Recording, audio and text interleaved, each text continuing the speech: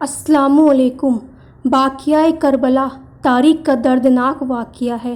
یہ حق اور باطل کا واقعہ ہے۔ یہ دو الگ الگ شخصیات کے بیچ کا واقعہ ہے۔ یہ دو الگ نظریات کا واقعہ ہے۔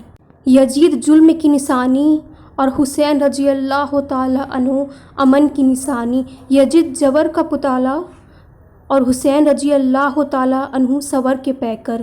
یزید اپنی کالی کرتوتوں سے اپنے ظلم سے دنیا میں جانا گیا اور حسین رضی اللہ تعالیٰ عنہ حق اور سچ کے شیر بن کر دنیا میں جانے گئے۔ سبحان اللہ۔ یزید میسون کا ناپاک بیٹا تھا اور حسین رضی اللہ تعالیٰ عنہ ہمارے پیارے رسول صلی اللہ تعالیٰ علیہ وسلم کی بیٹی فاطمہ زہرا رضی اللہ تعالیٰ عنہ کے بیٹے تھے۔ سبحان اللہ۔ یزید نشے میں دھت رہ کر نمازیں چھوڑ دیتا تھا تو حسین رضی اللہ تعالیٰ عنہ کی کربلا میں بھی نمازیں قضا نہیں ہوئی۔ یزید نے ایک حج کیے، اس میں بھی بے شمار گناہ کیے۔ حسین رضی اللہ تعالیٰ عنہ نے سواری نہ ہونے کے باوجود بھی 25 حج پیدل کیے۔ یزید گندے لوگوں کا دوست تھا۔ گندے گندے کام اس کے شوق تھے۔ دین اسلام اس کے لیے مذاق تھا۔ ناپاکی اس کے اندر کوٹ کوٹ کر بھری تھی اور وہ چاہتا تھا کہ حضرت امام حسین رضی اللہ تعالیٰ عنہ اس کے ہاتھ پر بیعت کر لے، مطلب اس کے حکموں کو ماننے والا بن جائے، اس کے انڈر پر آ جائے۔ وہ حسین جن کے لیے ہمارے نبی صلی اللہ تعالیٰ علیہ وسلم نے فرما دیا کہ وہ جنتی نوجوانوں کے سردار ہیں، جن کے دوست یار بھی ان کے جیسے اللہ والے، کہیں حضرت عبداللہ ابن عباس، کہیں حضرت عبداللہ ابن عمر تھے۔ سبحان اللہ۔ زمانے نے وہ منظر بھی دیکھا ہے جب حسین رضی اللہ تعالیٰ عنہ کم عمری کی وجہ سے چلتے چلتے گرتے ہیں تو ہمارے پیارے رسول صلی اللہ تعالیٰ علیہ وسلم خطبہ چھوڑ کر انہیں اٹھاتے ہیں۔ اتنی محبت تھی آپ کو اپنے نواسوں سے۔ ہمارے نبی صلی اللہ تعالیٰ علیہ وسلم دونوں کو جب بھی اپنے کندھوں پر بیٹھا کر گھماتے تو حضرت عمر فرماتے کہ واہ واہ کیا سواری آئی ہے، تو ہمارے نبی صلی اللہ تعالیٰ علیہ وسلم نے فرمایا عمر سواری دیکھ رہے ہو، سوار بھی تو دیکھو کیسے ہیں۔ سبحان اللہ۔ اتنی محبت تھی ہمارے نبی کو اپنے نواسوں سے۔ تو کربلا کا واقعہ کچھ یوں ہے کہ جب یزید تخت نشین ہوتا تو اسے یہ فکر ہوتی کہ حضرت امام حسین رضی اللہ تعالیٰ عنہ، عبداللہ بن عمر، عبداللہ ابن عباس، یہ سب میری بیعت کریں، مطلب میرے انڈر میں آئیں اور جو حکم دوں اسے پورا کریں۔ اس لیے اس نے ولید بن عقبہ کو لکھتا ہے کہ ہر صورت میں ان کی بیعت لو، انہیں لاؤ، اگر یہ نہ آئیں تو پھر ان پر سختی کرو۔ آپ کو پیغام ملتا ہے کہ آپ کو بلایا گیا ہے، آپ گئے۔ تب یزید نے اپنے ناپاک ارادے بتائے اور ان پر زور زبردستی کرنے لگا کہ آپ کو بیعت لینی ہوگی۔ آپ جب نکلے تو ایک سپاہی نے انہیں روکا، تب آپ نے فرمایا تجھے پتہ نہیں میں کون ہوں؟ میں علی کا بیٹا ہوں، میں محمد رسول صلی اللہ تعالیٰ علیہ وسلم کا نواسہ ہوں، میں یزید کی بیعت سے انکار کرتا ہوں۔ آپ وہاں سے نکلتے ہی اپنی بہن زینب رضی اللہ تعالیٰ عنہ سے ملتے ہیں اور کہتے ہیں زینب ہمیں مدینہ چھوڑنا ہوگا۔ تو زینب رضی اللہ تعالیٰ عنہ نے فرمایا کیوں؟ تب آپ نے فرمایا یزید اپنی ضد کے چلتے کسی کی نہیں سنے گا اور جنگ چھیڑے گا، اور میں نہیں چاہتا کہ میرے نانا کے شہر میں خون و خرابہ ہو، ہمیں یہاں سے چلنا ہوگا۔ آسان نہیں تھا آپ کے لیے مدینہ چھوڑنا، وہ جگہ چھوڑنا جہاں ان کا بچپن گزرا ہے، ان کے نانا کے روضہ مبارک، اور وہ بھی تب جب انہیں پتہ تھا کہ بس یہ آخری گھڑیاں ہیں مدینے میں، پھر کبھی وہ مدینہ نہیں آئیں گے۔ آپ کے ساتھ آپ کے اہل خانہ بھی مدینہ کو چھوڑ کر مکہ کے جانب جاتے ہیں۔ 3 شعبان کو آپ پہنچتے ہیں، وہاں آپ کو خفیہ کا لیٹر آتے رہتے ہیں۔ آپ مسلم بن عقیل رضی اللہ تعالیٰ عنہ کو جانچ پرکھ کرنے کے لیے وہاں بھیجتے ہیں، پتہ لگانے کے لیے کہ کیا معاملہ چل رہا ہے۔ جا کے دیکھو 40,000 کوفی آپ کے ہاتھ پر بیعت کر لیتے۔ 8 ذو الحجہ جب آپ حج کرنے جاتے ہیں تو پتہ چلتا ہے کہ حاجیوں کے روپ میں قاتل چھپا دیے ہیں، تو آپ احرام کو حج کی بجائے عمرے میں بدلتے ہیں اور کوفے کی طرف بڑھتے ہیں۔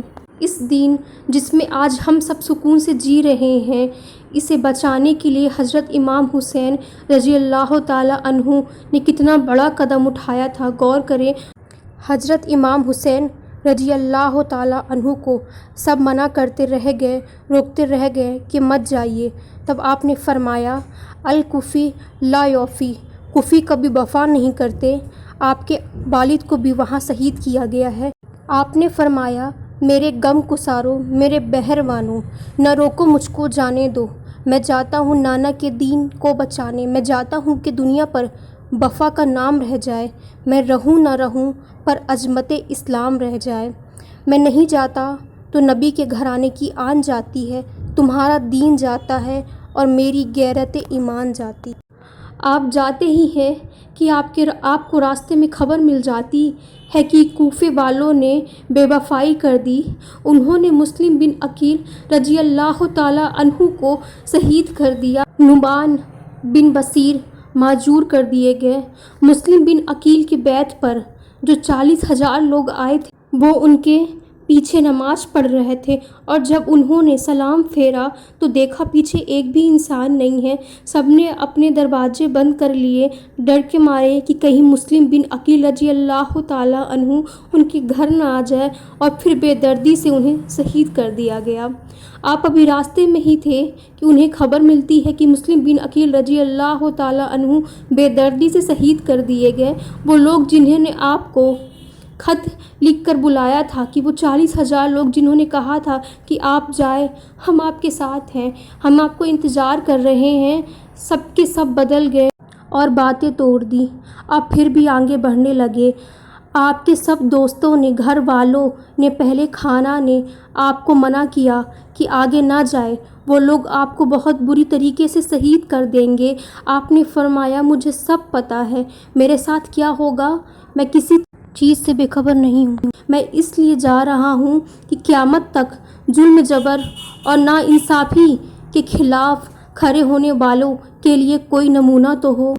امام حسین رضی اللہ تعالیٰ عنہ نے اپنے خون سے 2 لائن بنائی، ایک حصہ یزید والوں کا، ایک حصہ حسین والوں کا، ایک حق والوں کا، ایک ظلم والوں کا، ایک انصاف والوں کا، ایک دھوکہ دینے والوں کا، ایک سچ والوں کا، ایک جھوٹ والوں کا، ایک رحم والوں کا، ایک دل آزاری کرنے والوں کا۔ اب آپ لوگ سوچ لیں کہ کون حسینی ہے اور کون یزیدی ہے۔ آپ کربلا پہنچے، آپ نے پہلے خانہ کے ساتھ ساتھ محرم الحرم سے آپ پر پانی کھانا سب بند کر دیا گیا۔ اللہ اکبر۔ فرات نہر سامنے بہہ رہی تھی، لیکن ایک قطرہ بھی ان کے نواسوں کو نہیں دیا جا رہا تھا، جن کے لیے تمام کائنات کو بنایا گیا۔ صبر کا امتحان تھا۔ 9 محرم الحرم کو پوری رات عبادت میں بسر کی، دیے بجھا دیے۔ آپ نے اپنے اہل خانہ سے فرمایا کہ انہیں میرے خون چاہیے، تم سب اگر جانا چاہتے ہو تو چلے جاؤ، میں اس بات کا برا نہیں مانوں گا، اور تم لوگ جاؤ گے تو یہ لوگ روکیں گے بھی نہیں، کیونکہ انہیں صرف مجھ سے مطلب ہے، تم سے نہیں۔ آدھی رات کے بعد جب دیے روشن کیے اور پیچھے دیکھا تو کوئی بھی چھوڑ کر نہیں گیا تھا، سب ہی بیٹھے ہوئے۔ سب وفاداروں نے فرمایا کہ ہمیں ہر طریقے سے اگر چیر کر بھی رکھ دیں گے تب بھی ہمارا ایک ایک حصہ آپ کے ساتھ ہی رہے گا یا سیدی۔ جنگ شروع ہوئی، ایک طرف ہزاروں کی تعداد کھائے پیے مضبوط لوگ، دوسری طرف 3 دن کے بھوکے پیاسے کمزور 72 لوگ۔ حضرت سکینہ 6 مہینے کے پیاسے اور دودھ کے لیے تڑپ رہے حضرت علی اصغر کو لے کر اپنے بابا کے پاس آئی اور فرمایا اصغر کو پیاس لگی ہے بابا۔ آپ ننھے علی اصغر کو لے کر نہر فرات کے پاس لے کر گئے اور چاہا کہ وہاں سے چلو میں پانی لے کر تھوڑا حلق میں ڈال دے تاکہ بچے کو کچھ تو صبر آ جائے، لیکن ان ظالموں نے چھوٹے بچے کو بھی ایک بوند پانی کے لیے تڑپایا۔ آپ نے فرمایا تمہیں میرے خون چاہیے، اس بچے سے کیا دشمنی ہے، کیوں تڑپا رہے ہو؟ مگر ان یزیدوں نے ایک بھی نہ سنی اور نہ رحم کیا اور چھوٹے سے علی اصغر کی گردن پر تیر چلا دیے۔ راوی فرماتے ہیں کہ وہ تیر کوئی چھوٹا موٹا تیر نہیں تھا، وہ جانوروں کو ختم کرنے کے لیے یوز کیے جانے والا تیر تھا جو چھوٹی سی नन्ही सी गर्दन को चीर कर निकला। आप रजी अल्लाह ताला अन्हु ने आपके खून को चुल्लू में लिया और आसमान की तरफ उछाल कर कहा, या अल्लाह, हुसैन की इस कुर्बानी को भी कबूल कर। भाई अब्बास के बाजू काट दिए गए। आप उनकी लाश को खेमे तक लाते हैं। अब अली अकबर घोड़े पर सवार हो रहे हैं, 18 साल के जवान बेटे को सवार कर रहे। हज़रत इमाम हुसैन रजी अल्लाह ताला अन्हु, अंदर से दिल उनका फटा जा रहा है, लेकिन क्या करते, अल्लाह की राह पर भेजना था, अपने नाना के दीन को उरूज पर लाना था। अली अकबर भी थोड़ी देर में लड़ने के बाद घोड़े से गिरते हैं। आप अपने जवान बेटे की लाश को कंधे पर उठाकर खेमे तक लाते हैं। एक एक करके 71 लाशें खेमे में जमा हो जाती है। अब बारी आती है हज़रत इमाम हुसैन रजी अल्लाह ताला अन्हु की। अब आप घोड़े पर सवार हो रहे हैं। बहन ज़ैनब की अब हालत सुनिए कैसी हो रही है। आप अपने आप को संभाल नहीं पा रही हैं, ज़ोर ज़ोर से रो रही हैं। उन्हें पता है कि मेरे भाई अकेला जा रहा है। वो हज़ारों की तादाद में इतने बड़े बड़े हथियार लेकर खड़े हैं। उन्हें पता है कि अंजाम क्या होने वाला है। आप रो रो कर भाई को पुकार रही हैं। हज़रत ज़ैनब रजी अल्लाह ताला अन्हु की बहादुरी बेमिसाल थी। करबला के मैदान में आपने अपने 2 बेटे को खोया, लेकिन जब भाई की बारी आई तब आप ने अपना सब्र खो चुकी थी। हज़रत इमाम हुसैन रजी अल्लाह ताला अन्हु ने फरमाया, मेरी बहन सब्र करो, ये तुम्हें रब के और करीब करेगा। सब्र से ही ज़िंदगी कामयाब होगी। सब्र रखो और अपनी कौम को पर्दे की ताकीद करो। अल्लाहु अकबर। आप इमाम हुसैन रजी अल्लाह ताला अन्हु यजीदियों को फरमाते हैं, मुझे क्यों मारते हो? क्या तुम्हें नहीं मालूम कि मैं हक़ पर हूँ? मैं जन्नती नौजवानों का सरदार हूँ। तुम्हें अल्लाह से डर नहीं लगता है क्या? लेकिन किसी ने उनकी एक भी न सुनी और बेरहमों की तरह उन्हें शहीद कर दिया। यजीद ने आपको तब शहीद किया जब आप सजदे की हालत में थे, सजदा कर रहे थे और आपके सर मुबारक को शहीद कर दिया गया। यजीद आपको अपने आगे झुकाना चाहता था, लेकिन आप नहीं झुके। आप अपने रब के आगे झुके, तब उन्हें शहीद किया। कहा जाता है उन जालिमों ने आपके सर मुबारक को नेज़े पर रख कर ताजिया जैसे बनाकर पूरी 72 गर्दनों को घुमाया गया और ढोल ताशे बजाए गए। और आज के ज़माने के कुछ बेवकूफ़ लोग यजीद की तरह खुशियाँ बना रहे हैं, ताजिया बनाते हैं, ढोल बजाते हैं। जो ऐसा करते हैं वह हुसैन रजी अल्लाह ताला अन्हु वाले नहीं, वो यजीद के साथ वाले हो जाएंगे। हुसैन तो नमाजी होते हैं, हर हाल में नमाज़ पढ़ते हैं, ना कि नमाज कज़ा करते। अल्लाह हमें 5 वक्त की नमाज का पाबंद बनाए, हमें हिदायत दे, हमें सच्चे दिल से अपनी इबादत करने की तौफीक अता फ़रमाए, आमीन।